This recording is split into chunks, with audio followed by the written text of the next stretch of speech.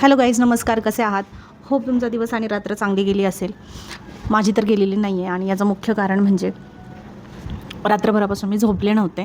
आणि याचंही मुख्य कारण म्हणजे कालपासून मी न्यूजमध्ये एक गोष्ट ऐकते, ती म्हणजे ट्विशा शर्माचं जे काही चालू आहे, सुसाईड केलं, मर्डर केलं, आय डोंट नो, ते येईलच लवकर बाहेर.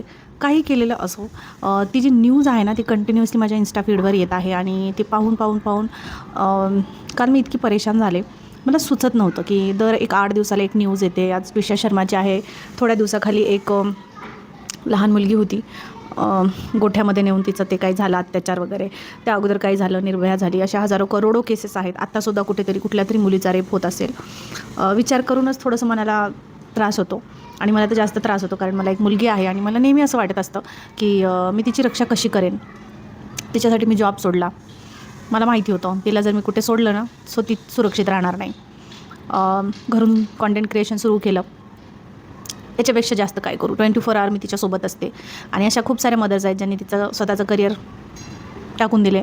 एवढे वर्ष शिकून, आपण किती वर्ष शिकतो, पहिलीपासून लिटरली डिग्रीपर्यंत, ग्रॅज्युएट, पोस्ट ग्रॅज्युएट, तरीसुद्धा आपण करतो मुलांसाठी. ते खूप गरजेचं आहे. पण आता कालची न्यूज बघा. मी जे काही बोलते आहे हे गरजेचं नाही, सत्य आहे किंवा मग खरं आहे, किंवा मी चुकू पण शकते, है ना. फक्त हे माझं मत आहे की हे असं जे काही घडते, बऱ्याच वेळा डावरी केसेस असतील, बऱ्याच वेळा सुसाईड केसेस असतील, काही असेल. मोस्टली जेव्हा एक लग्न झालेल्या मुलीची केस असते, तेव्हा मोस्टली असं असतं की ती पॅरेंट्सला येऊन सांगते, आज असं झाले. सगळ्याच मुली सांगतात, मी माझ्या पॅरेंट्सला सांगते. आणि पॅरेंट्स करून नेहमी एकच उत्तर मिळतं की ॲडजस्ट करा, ॲडजस्ट करा आणि ॲडजस्ट करा. होत असतं, नवनवीन होत असतं. काही वर्षांनी सगळं ठीक होऊन जाईल. कधी कोणी मुलांना नाही सांगत बरं, ॲडजस्ट करा. मी बऱ्याचदा बघितलेत. आमच्याकडे पण घरी मुलं मुली समान आहेत, 2 मुलं 2 मुली. आसपास खूप ठिकाणी बघते. कधी कोणी मुलांना नाही सांगत ॲडजस्ट करा. मुलींना नेहमी सांगतात की ॲडजस्ट करा, होऊन जाईल. ठीक आहे, चांगली गोष्ट आहे. पॅरेंट्सचं असं असतं की तुम्ही संसार वाचवा. असं म्हणतात की नारीमध्ये शक्ती असते. सो ती त्या सगळ्या गोष्टी करू शकते, ॲडजस्टमेंटही करू शकते. कदाचित पुरुषात तेवढी ताकद नाही. सो कदाचित पुरुष तेवढा कॅपेबल नाही आहे. सो ते पुरुषांना कधी म्हणत नाहीत. ठीक आहे, हे नॉर्मल आहे. हे इथपर्यंत नॉर्मल आहे. ॲडजस्ट करा, चांगली गोष्ट आहे. कदाचित माझी मुलगी मोठी झाल्यानंतरही मीही तिला म्हणेल की बेटा तू ॲडजस्ट कर, आहे की नाही. संसार तुटत असेल तर कुठले पॅरेंट्स म्हणतील, मीही म्हणेल. पण ते कुठपर्यंत म्हणायचं हे कोणी ठरवायचं. जर एखादी मुलगी पॅरेंट्सला सांगत असेल की मी त्रासात आहे, मेसेजेस करत असेल की मला इथून घेऊन जा, तुम्ही या मला घ्यायला, आता हे होणार नाही, मी पागल होऊन जाते, मी तिचे मेसेजेस वाचले किंवा जे काही न्यूजवर येते, तेव्हा पण तुम्ही हेच म्हणणार का ॲडजस्ट कर, ॲडजस्ट कर. जोपर्यंत ती गेली नाही तोपर्यंत तुम्ही तिला म्हटलात ॲडजस्ट कर. आणि जेव्हा ती गेली, आता कॅन्डल्स घेऊन फिरताय, आता नारे घेताय, आता पोलीसकडे जाताय, न्यूज चॅनलवाल्यांकडे जाताय, आता काय करणार जाऊन. जेव्हा ती जिवंत होती तेव्हा तुम्ही काही केलं का. हे फक्त ट्विशाच्या पॅरेंट्ससाठी नाही, हे सगळ्या पॅरेंट्ससाठी आहे ज्यांना मुली आहेत. माझं चुकतं आहे का तुम्ही कमेंट बॉक्समध्ये सांगा. जेव्हा आपली मुलगी जिवंत आहे, जेव्हा ती आपल्याला सांगते आहे, हिंट देते आहे, तेव्हा तुम्ही काही नाही केलं. तिचं 15 किलो वजन कमी झालं, फक्त 5 महिन्यात तिने सुसाईड केलं, मर्डर झाला, जे काही झाले ते तर बाहेर येईलच. पण ती जिवंत आहे का नाही. आता नारे लावून काय करणार. त्या लोकांना तशी जेल होणारच आहे.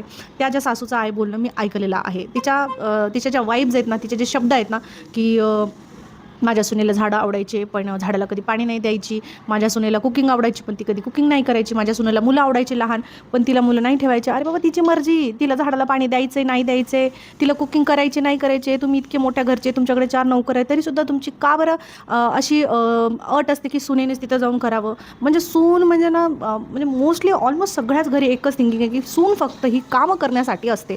राबायचं. अशी तर बसलेली सून कधीच कोणाला आवडत नाही, मला माहिती आहे. सो का ती ह्युमन बिंग आहे यार. तुम्ही तिला तेवढी सूट दिलात ना, तुमच्याच घरामध्ये वादविवाद कमी होणार. हे तर एनलॉजसाठी झालं. एनलॉज तर ठीक आहे, ते त्यांचे कर्म त्यांच्यासोबत, जे एनलॉज जसं त्यांच्या सुनेसोबत वागतील त्यांचे कर्म त्यांच्यासोबत, ठीक आहे. मला एनलॉजबद्दल कधीच कोणाला बोलायचं नाही. मला फक्त इथे पॅरेंट्सला बोलायचं आहे. कारण पॅरेंट्स मुलीला जन्म देतात. जन्म दिल्यानंतर ती तुमची पहिली प्रायोरिटी असते की तिची सुरक्षा. पहिली तो गोष्ट तुम्ही सुरक्षेत चुकत आहात.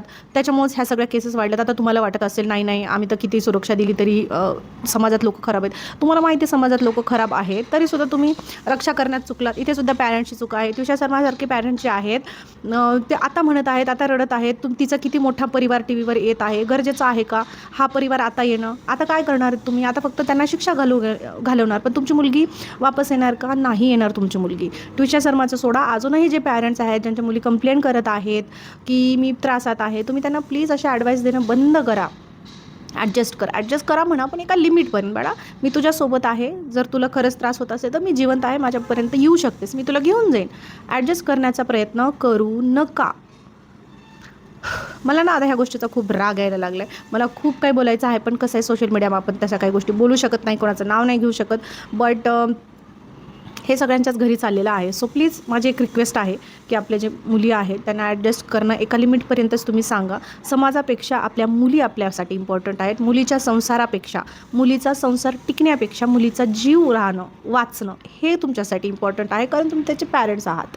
ठीक आहे. सो इथे काही माझं जर चुकलं असेल तर कमेंट बॉक्समध्ये सांगा आणि तुमचं काय मत आहे हे सांगा. मी मोस्टली जे व्लॉग्स असतात ते सोशल जे मॅटर चालू आहेत समाजामधले ते मी व्लॉग्समध्ये आत्तापर्यंत इतक्या वर्षात कधीच आणले नाही. पण आज माझी इतकी सटकली आहे ना हे बघून, मला असं खरंच वाटत आहे की त्विषा शर्माच्या सासू सासऱ्यांपेक्षा तिच्या पॅरेंट्सची चूक मोठी आहे.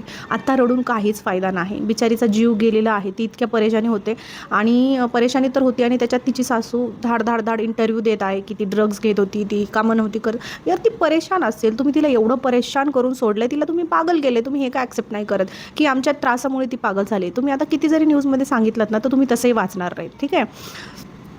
एनिवे त्यांना ते बघून घेतील. मी जसं सांगितलं, मला इनलॉजला कधी टार्गेट करायचंच नाही. ज्यांची जिम्मेदारी आहे मुलगी त्यांना मला इथे सांगायचं आहे की मुलगी ही तुमची जिम्मेदारी आहे. तुम्ही जन्म दिलेले आहात, पॅरेंट्स आहात. सो प्लीज मेक शुअर करा की तुमची मुलगी सेफ आहे. बस. आणि आता ह्याच्यापेक्षा जास्त मी बोलले ना तर मला इथे रडायला येईल, कारण मी ऑलरेडी रात्रभर झोपलेली नाही आहे. सो चला, एवढंच बोलायचं होतं. ज्यांना कोणाला मुली आहेत त्यांनी कृपया करून आपल्या मुलींची रक्षा स्वतःच करा. इनलॉजवर, तिच्या नवऱ्यावर तिची रक्षा सोपवू नका. जन्म तुम्ही दिलेला आहे, ती तुमची जिम्मेदारी जास्त आहे. आय नो नवऱ्याची जिम्मेदारी आहे, पण आता समाजामध्ये असे घटिया लोक आहेत, त्याला आपण काही करू शकत नाहीत. रेपिस्ट आहेत, त्याला आपण काही करू शकत नाहीत. आपली सुरक्षा आपल्या हाती आहे. आपली मुलगी काय घालते, आपली मुलगी काय घालत नाही, ही आपली जिम्मेदारी आहे. मी असं नाही म्हणत आहे की म्हणजे तुम्ही मला गैरसमज करून घ्याल की नाही छोटे कपडे वगैरे घातलं तर तिच्यासोबत असं काय होतं. मी तर ह्या अजिबात विचारांची नाही आहे. मी स्वतःच माझ्या मुलीला फोर्स करते, तुला जे घालायचं घाल, मी इथे उभी आहे, कोणाला कोण काय करतं बघू. सो मी ह्या विचारांची आहे. सो प्लीज माझ्यासारखे विचार तुम्हीही ठेवा. मुलांची रक्षा करा. मुलींना जे काही घालायचे घालू द्या, जसं आयुष्य जगायचं जगू द्या. तुम्ही त्यांच्या पाठीशी उभे राहा. आयुष्यामध्ये त्याच्या कोण येते बघा. पैशाला बघून मुली एखाद्या नालायक लोकांच्या हातामध्ये सोपवू नका. तुम्ही जिंदगीभर त्यांना इतकं मोठं करता, प्रेमाने वाढवता. कृपया करून तरी असं करू नका. ही फक्त माझी पॅरेंट्सला विनंती आहे. इनलॉजला मला काही बोलायचं नाही. चला, आजचा ब्लॉग इथेच संपवते. माझं म्हणणं पटतंय का, मी योग्य आहे का, हे मात्र कमेंट बॉक्समध्ये सांगायला विसरू नका. धन्यवाद.